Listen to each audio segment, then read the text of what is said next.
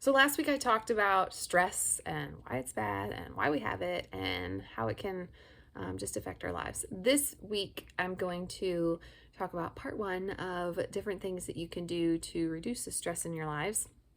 So the first one is kind of obvious: identify the source.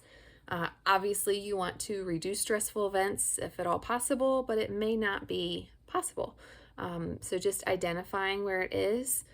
You can also pray and ask that God will show you where your source of stress is coming from and pray that He will find a way out for you.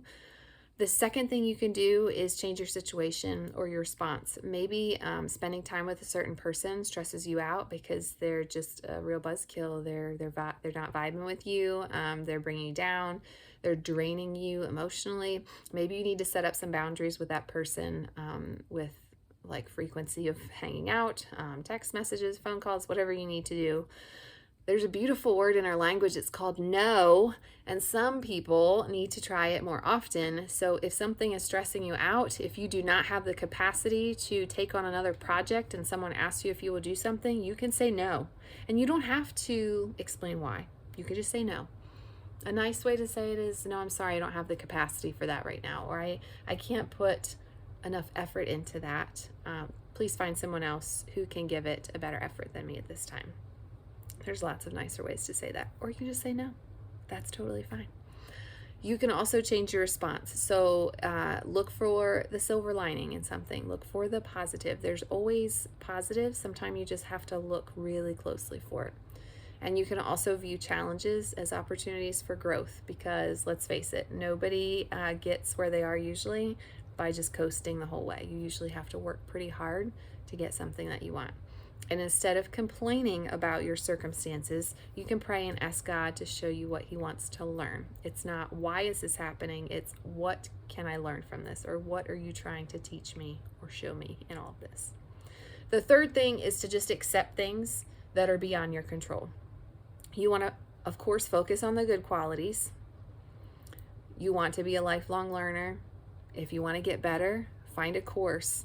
YouTube it, do what you need to do for the things that you can change. But there are some things that you're not going to be able to change. You can control your emotions, you can control your response, but you cannot control other people, and there are lots of things in life that you can't control. I found a cool quote. It says, you can't control the wind, but you can control the sail. So you may not be able to control the things that are happening to you, but you can choose how you respond to them and how you react.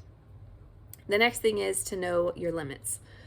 Like I said before, no. If you're overcommitting, you're going to burn yourself out. You're not going to be putting in the effort that's needed to carry out whatever the task is, and whoever asked you is going to want it done right. They're going to want it done well. So if you can't do it right and well, don't agree to do it. Don't overcommit. Make sure you're putting your big rocks, your things that are really important to you, in your planner first. Schedule those in first, and then everything else after. So for me, waking up before my kids, as much as I am not a morning person, is good, because then it gives me time to wake up. I can have my cup of tea, I can read my Bible, I can pray, and that's the best way to start my day. I know that this is the best way to start my day. Do I always set my alarm to make it happen? No, not always. That's my control. I don't have control over when they wake up, or what mood they're going to be when they come out of their room, or what they want for breakfast the second that their foot hits the tile on the kitchen floor. But I can control my preparation and my choices up until that moment. Don't overcommit. Make sure that you're setting things into place that are going to be helpful. I mentioned the big rocks. I don't know if it's an illustration or demonstration, I don't know. If you have a jar and you fill it up with large rocks, and then you fill it up with pebbles, and then sand, and then water, there's always room to add to it because you started with the big and then went to the small.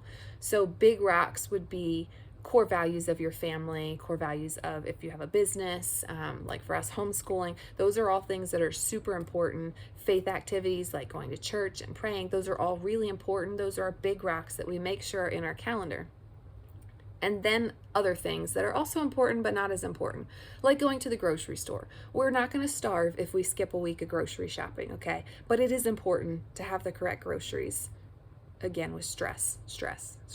Grocery store shopping, food, stress. Anyway, So those things fall into place. And then maybe you're paying your bills. That's also important. That should be one of the rocks in your calendar as well. And then all the other little things like soccer practice or walking the dog, or all those little things that are important, but they're not like big rock important. Those fill in next.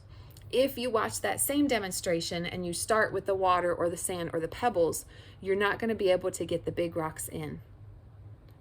And especially if it's a faith-based activity, the devil's going to find ways to make sure that you don't get to what you're doing. If I don't do my devotional in the morning, I usually don't get to it all day. Even during nap time when I have a little bit more freedom, it just doesn't happen because the stresses and things of the day kind of get in the way. So make sure you are putting in what's important to you first and scheduling that in. We have weekly date nights. If someone contacts me and wants me to do something on that night, I'm going to say no. Sorry, that I have a commitment. I have a prior commitment. That's important. That's something that's not easily erased from the calendar, okay? Take time to do something that you enjoy. That's always a good boost for your mood. Even if you're stressed and burnout, taking a few minutes to polish your nails or drink a glass of wine or take a bath or read a chapter of a book, whatever makes you happy, whatever is a treat, going out and getting a special coffee, whatever it is, if you find little things like that throughout the week, it will help in your overall well-being and your mood, which will help everyone around you.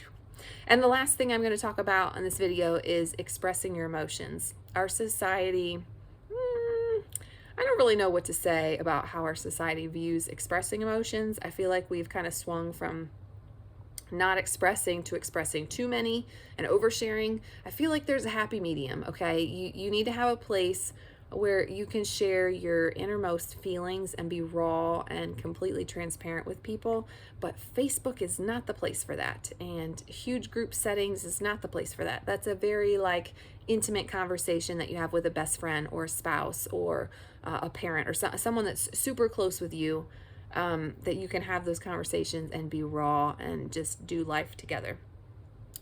Definitely not something that you share on social media. That's a whole nother video. You also need to forgive yourself and others. I did this study by Lisa Turkers, which was amazing. It was called Forgiving What You Can't Forget. Highly recommend. Highly, highly, highly recommend. Forgiving what you can't forget. You also want to make sure you're not holding grudges. I know that can be a problem. That can be hard. That book really helps kind of put things into perspective. Just because you're forgiving someone doesn't mean that you are saying what they did is okay. And it doesn't mean that you've forgotten and you're a doormat and they're going to walk all over you.